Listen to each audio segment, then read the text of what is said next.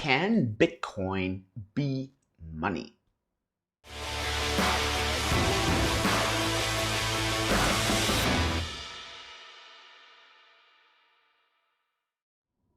Hey and welcome to today's video. My name is Julian.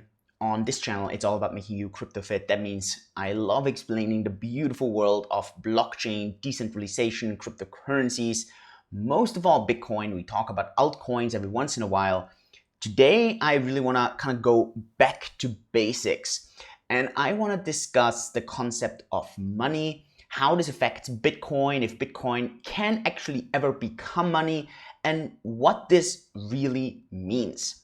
So with this, a couple of things are going to be a bit more technical, a bit more complex, and a couple of other things are going to be very, very basic. So yeah, just bear with me. I hope you get massive value out of this video. If this is the first time you're on this channel, trust me, you don't want to miss any here. So click the subscribe button and you're going to be notified the next time I will bring something on.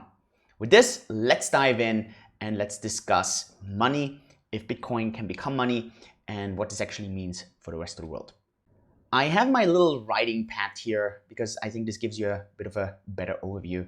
And before we actually kind of ask if Bitcoin can ever become money, let's first ask, what is money actually? And this is a very basic question, but at the end, it is not that easy to answer, because what is money? And a couple of people would say, well, it's something that I use to pay. It's, I don't know, maybe it's some trust. Maybe it's, well, stuff where I put value in there, or it's something where I can measure things.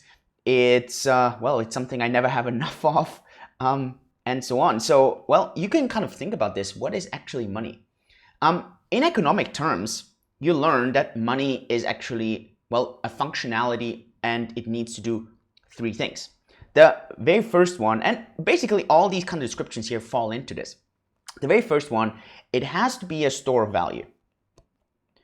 So if you work or if you sell something, you want to be able to capture that value somehow, right? Otherwise, you cannot transport it into the future. If you do work yesterday and you would need to get something straight away in return, well, it's actually quite difficult because many times you don't need something right away. You want to, well, kind of work at once and then maybe the other day don't work, but you still want to have some of that value. So money works as this store of value. This is very, very, very important. Otherwise, we have barter. That means we need to trade straight away and you need to get a good straight away. I mean, one important concept in this is also money is actually not useful for anything other than those three functionalities that we are going to be discussing in a second.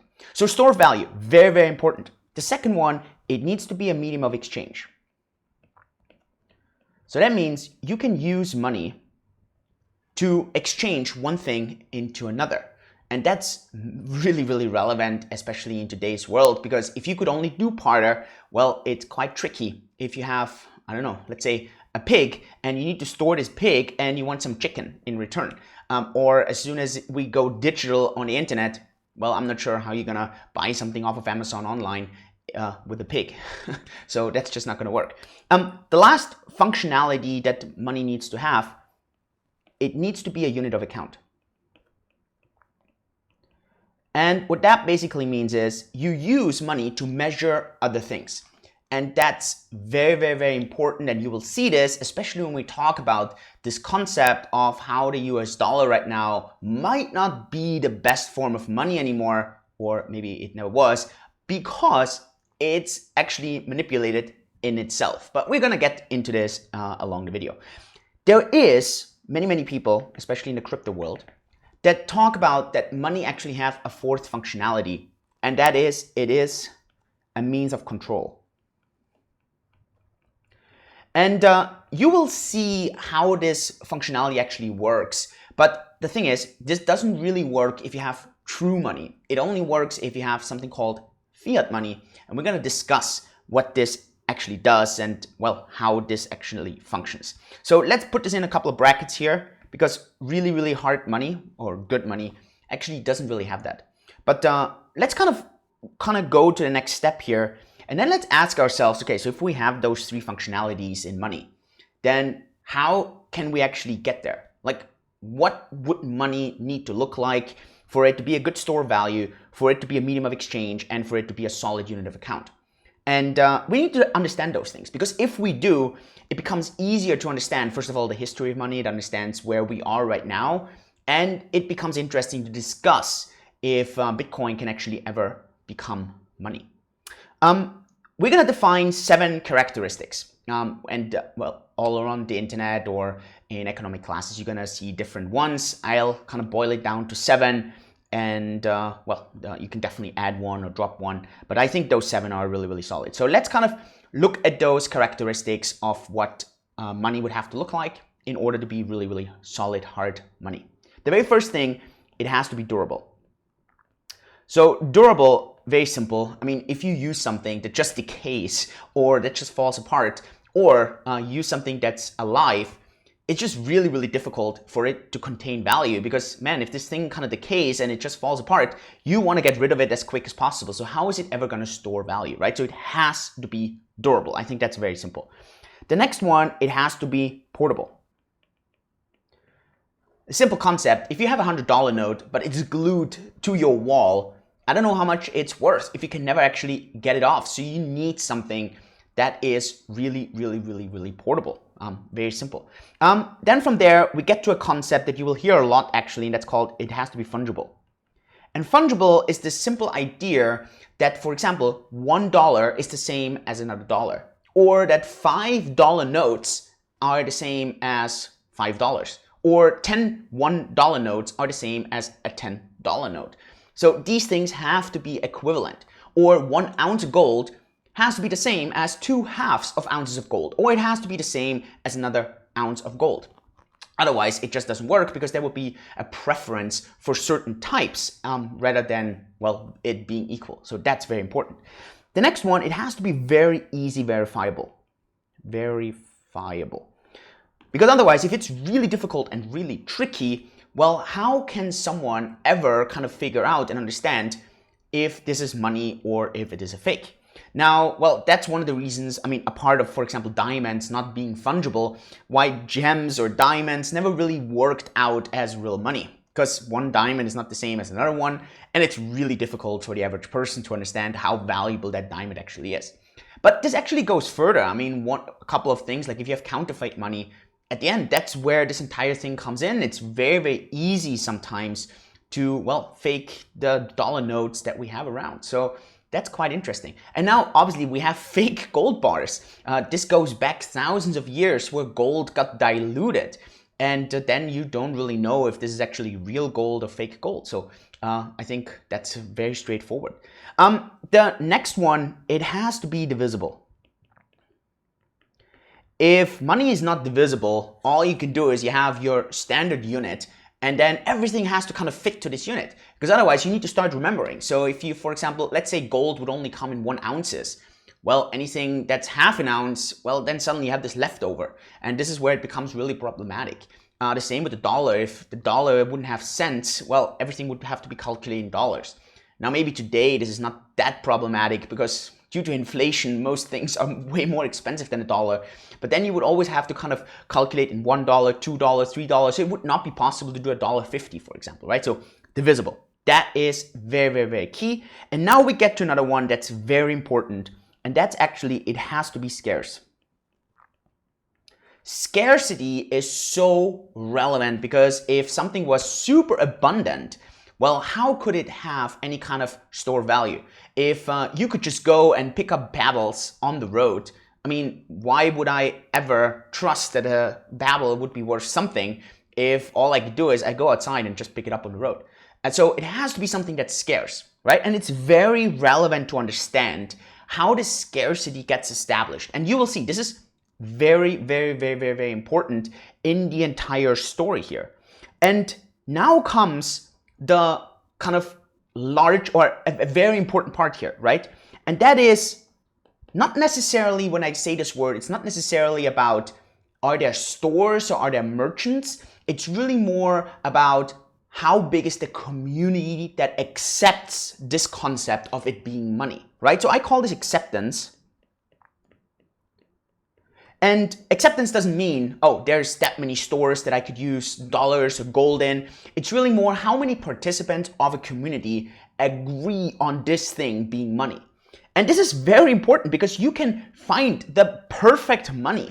But if you're the only one that feels that this is perfect money, it's still going to be worthless because a lot of other people will not agree with you on this.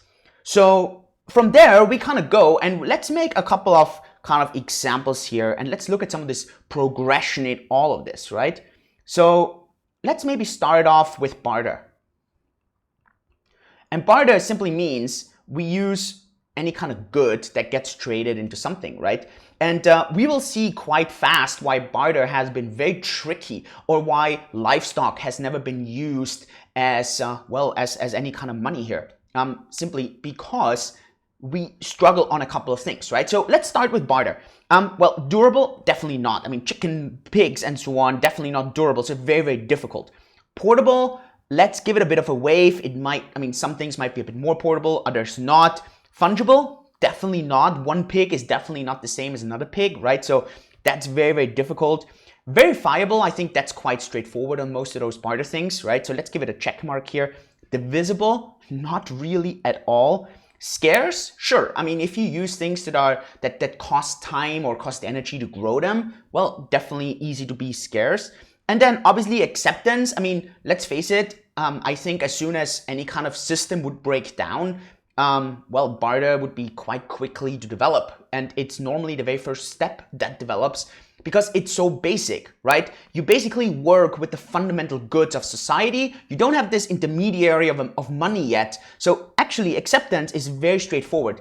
It's the most common form. As soon as you go into any kind of society, let's say, go to a third world country, many times these kind of concepts start from the very start. So here, this is very straightforward in this.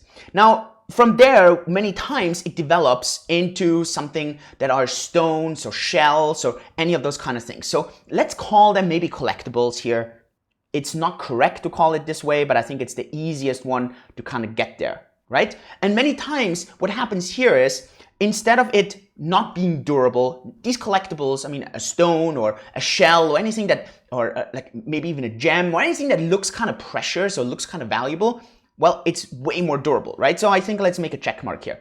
Portable, oh, I mean, that's how they were selected here. Fungible, now this is where it gets really tricky, right? So the fungibility part, well, one shell is not the same as another shell. So this, you add a couple of benefits here, but you lose a couple of other benefits there. Verifiable, I think that's also quite tricky here because who knows that this shell is actually that valuable or that gem is actually that valuable. Divisible, well, definitely not. I mean, try to break a diamond and see how much worth it still has. Scarcity, I think that's fine on many, many senses. So let's give it a check mark. Acceptance, well, that's always a bit of a tricky part here, but I give it a check mark just to be fair. But what you can see here, when you move from straight barter to those collectibles, you see, okay, you win on a few, for example, the durability and portability part, but you lose on some others. And that's where the majority of the problems then actually come from that moved into this one type of thing that became perfect money, if you want to call it. And actually it becomes a special form. You see specialization here, and that's gold. And you will see this in a second. The reason why gold kind of developed out of all of this is because gold is super durable, it's quite portable, it is fungible. The verifiability, let's make it a wave here. The divisibility part, it's very difficult. I mean, I give it a complete X here because if you have a gold nugget, yeah, sure, you could try to cut it, but try to do this at an actual store. I mean, that just doesn't work, right? So you have these gold coins. So let's give this an X here. Scarcity, here's the tricky part. You would normally give gold a check mark, but let's kind of, and again, stay with me here. Imagine 200 years into the future. Right? So I understand. Past, gold was definitely scarce. But let's go 200 years into the future. There's going to be technologies, and I'm not talking about alchemy here. I'm talking about asteroid mining, for example. There's companies, Google and so on. I know this sounds crazy. There's a lot of companies who are investing heavily in this stuff. There could be a day that gold is more abundant than water because there are asteroids out there that are said to be of pure gold. And so I give it a wave here simply because, yes, today gold might be scarce. You can't really, and that's a trick, you can't really verify that gold is scarce because no one really knows. And probably in the future it's not. But so I'll give it a wave here, right? The acceptance part, gold, I think, has one of the longest histories of it ever being money. So that is, I think, a very important part here. Now, there are a couple of downsides to gold, right? And for example, especially the divisibility part. Obviously, also a couple of people say, hey, you know what? Gold is really heavy, so it's very difficult to transport. So what became is simply they made paper gold, right? And paper gold just means someone locks up gold and they issue a certificate that says, and I owe you, that you have a claim towards that gold. Now, these things many times have the same durability. It's even more portable, right? So, I mean, let's maybe, just to make it clearer on the ups and downsides here, maybe let's remove that check mark here, make it a wave so that the paper money is definitely more portable. Well, fungibility, it's exactly the same. Now, verifiability goes up dramatically because you don't have to be an expert on gold anymore. Suddenly you have those very specific papers. Now, these papers can still be kind of faked, and they are, so, but let's make it a wave here. Now we have the divisibility part. Now it gets really easy. You have 1 ounce gold. Well, I give you, let's say, 10 little papers for a tenth of an ounce. So this definitely goes up here, right? Scarcity. Now this is where the real trick starts. Here, you need to trust that the person who kind of issues those IOUs is not cheating you. Because maybe he gets an ounce gold, but he issues 2 times 1 ounces of paper gold. And that's where it gets very, very, very, very tricky. And so I'm gonna actually give it an X here, even though the wave would be the same thing because all you're doing is you're pegging it to the gold. But because you're having another party in between, I'm giving it an X here because it gets very, very tricky. Acceptance, probably as much as gold here. It's been established over history and years and years. So if we look at actually those very 4 first forms of money, the main reason why this has been around is because we are so used to this. We have such a long history with all those things.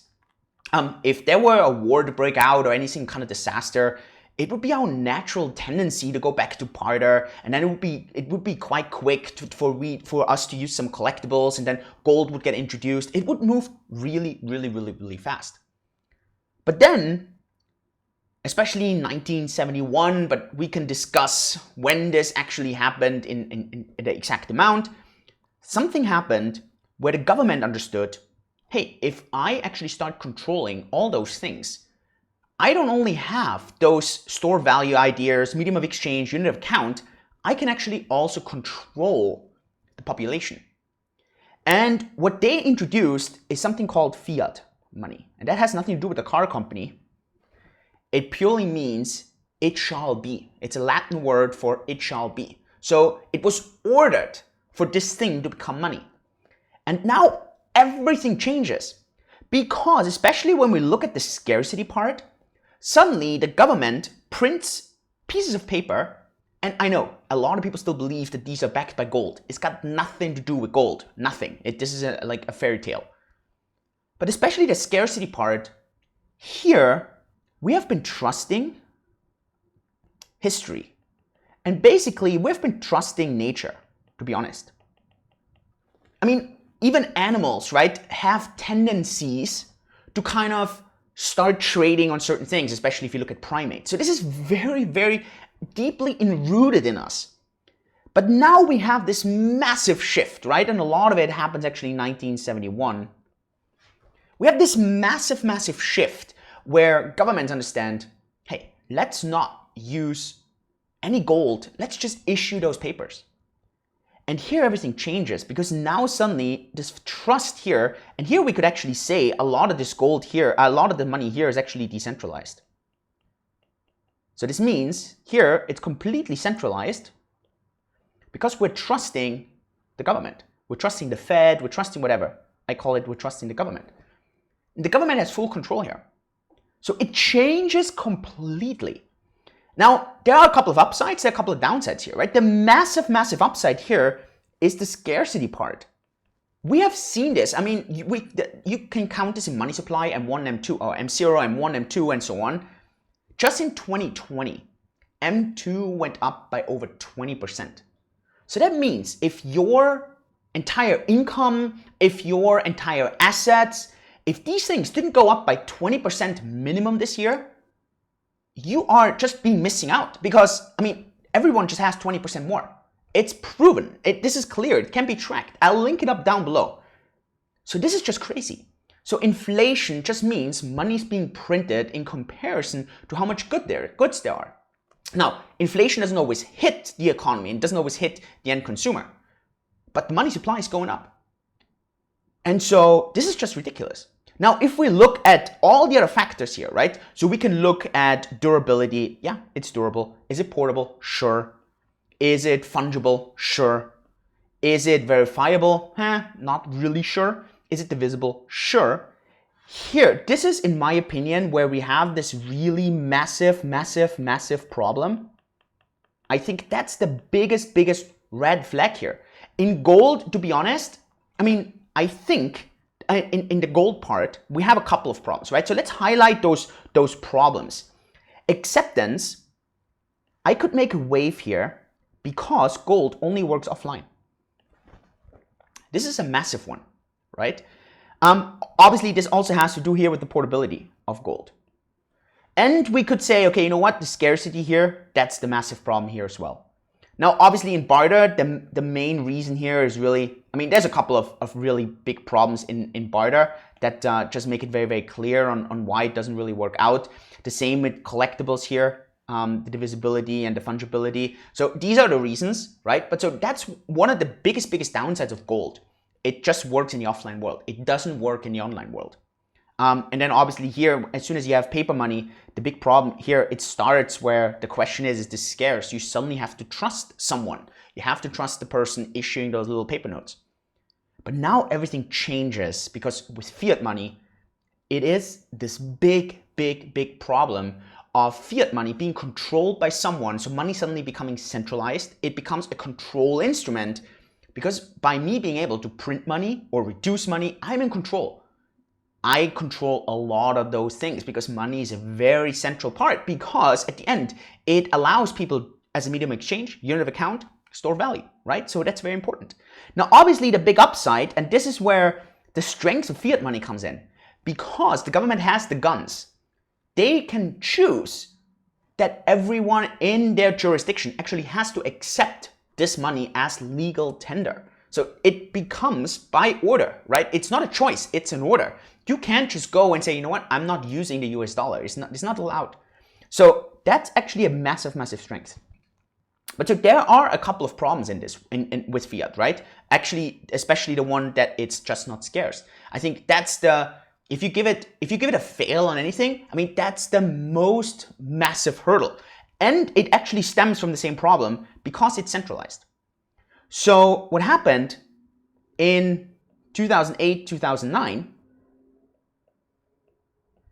was a complete revolution, because there was a white paper released, and that white paper talks about this digital currency that could be a peer-to-peer cash system that has all the advantages of actual cash, but it's not centralized. It's completely decentralized. It doesn't have a trusted party. And I will make a separate video on actually how this works in very simple terms, but I want you to understand money first so that we can discuss these things. And now, and this is where it gets now really relevant, the question obviously becomes, can this thing called Bitcoin that doesn't exist offline, that only exists online, can this thing become gold 2.0? Can it become digital gold? Can it become the future of money? And that's very important to understand here, because if you believe that there can be a future where gold is used, where Bitcoin is used as money, this is actually a very strong statement. And so let's kind of go this through. So is Bitcoin durable? Very. right? Is it portable? Well, it's by far the most portable because it's digital, right? So it's very, very simple. Fungible? Yes, very, very easy. But actually, I'll give it a wave here because I still think at the moment the fungibility has some challenges. We'll talk about this in a separate video, but I want to be fair and objective. And so I think at the moment, the fungibility has a bit of a wave here, just for easy reasons. But so now gets very, very important. We have verifiability. Bitcoin has this over everyone else. That's important. Divisibility, easy. Scarcity. There's a lot of people, including myself, that say, you know what, there's only two things that are verifiably scarce in the known universe. And that's time and Bitcoin. Everything else is not verifiably scarce. And that's a very impressive statement. So here, very, very scarce. And now comes the massive, massive downfall of Bitcoin. It is the youngest. In Bitcoin, you have to trust math. Now, it's the universal language, yes, but it's such a novel concept and very few people actually know about it so far that it just takes some time. And so this brings me actually to this massive question. The upsides of Bitcoin. Durability, I think, is not that much of an upside. I think the portability, that's a very strong upside. The verifiability, no other form of money has this. Divisibility, I don't know if you need to divide by 100 million Satoshis. I think the dollar is divisible enough, to be honest. So I don't think that's that much of an upside. But I think the scarcity, that's where all the others fail. This one wins.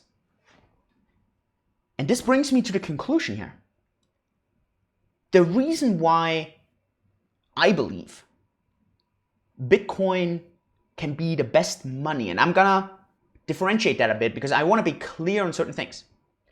The reason that I believe that Bitcoin is gonna become the best money that is out there is because its fundamentals are so strong and the massive weakness it has can be solved by time.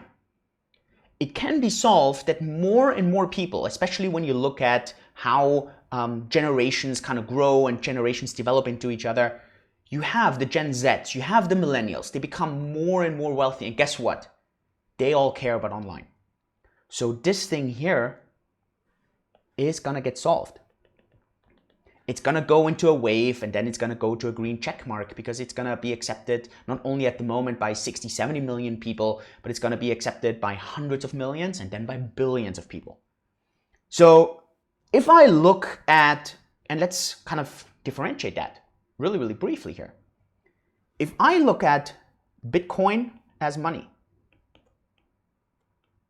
then we have those three types that we need to look at, right? So we have a store of value. We need to look at a medium of exchange. And I need to look at a unit of account. I think Bitcoin is going to be the hardest and the best money. It probably is already, it's just not accepted by everyone yet. On the other hand, I don't believe that in 10 years we will pay with Bitcoin. And I'll explain to you why. The store of value right now in Bitcoin is massively strong, massively strong. I know Bitcoin is volatile in the short term, but if you look at the long term, Bitcoin has been extremely strong in the store of value. And I'm someone who looks at this with a long time horizon. That's important. So I get it. It doesn't work as a means of payment at the moment. It doesn't. And I agree. Maybe it never will.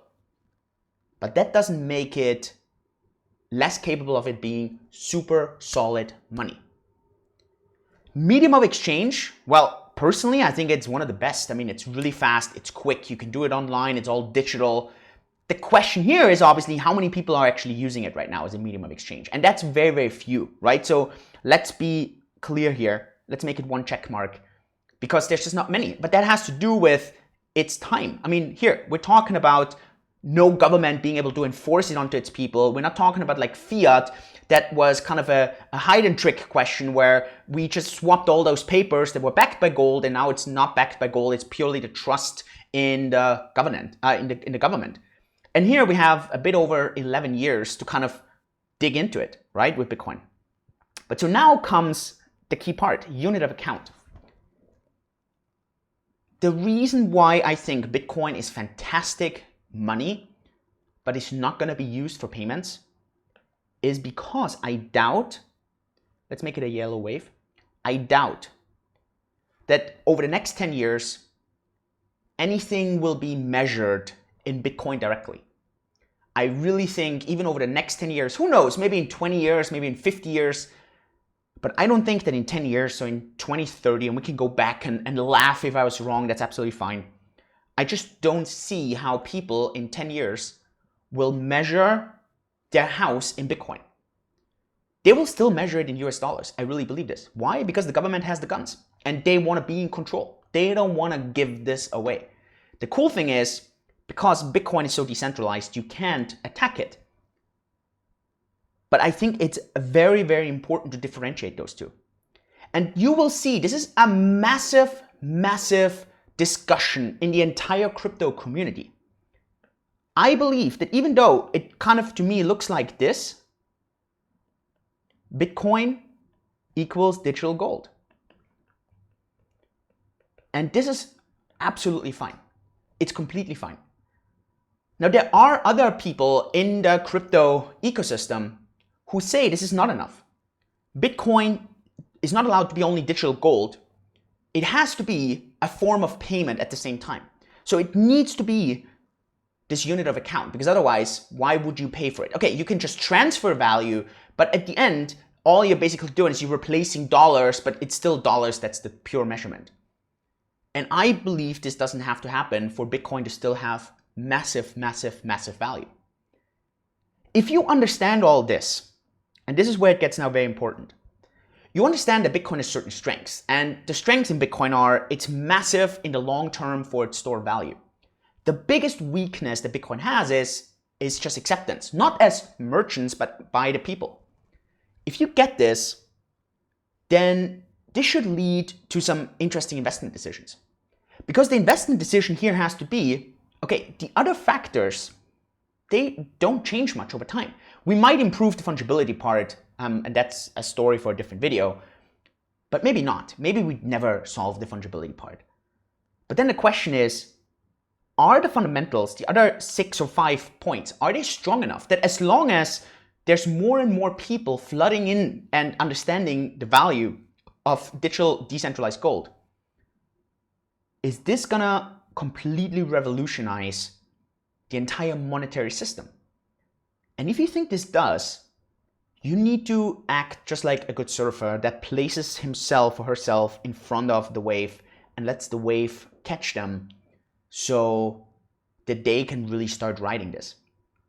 And that's something that you need to understand here. I think Bitcoin has massive, massive potential. I think the downside at the moment is very limited. Now, there's a lot of black swans, and we can discuss this if you want, but there's a lot of possibilities of Bitcoin completely just breaking apart because of things that we don't expect, but it's possible. I believe Bitcoin as digital gold is completely enough for it to change the world. Everything else on top of that is the icing on the cake. With this, let me know what you think about this. Does this make sense are you able to explain to someone what money actually is? Can you explain to someone how Bitcoin can work as money? And then the third question, what do you think about this? Do you think that Bitcoin is more than digital gold? Do you think it never actually can become digital gold? Do you think it already is further? And how do you see this entire thing? I would be very curious to hear what you have to say about all this. Let me know in the comments below. If you like this stuff, then give me a thumbs up. One last thing. One downside, obviously, of Bitcoin is it doesn't generate cash flow.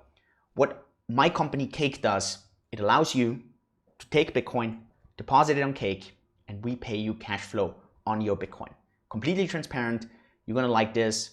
You're going to love this because our platform is all about generating cash flow for you and your cryptos. So check it out. I'll link it up down below. Other than that, don't forget to subscribe. I'll see you at the next video. Thanks so much. Yours truly, Julian.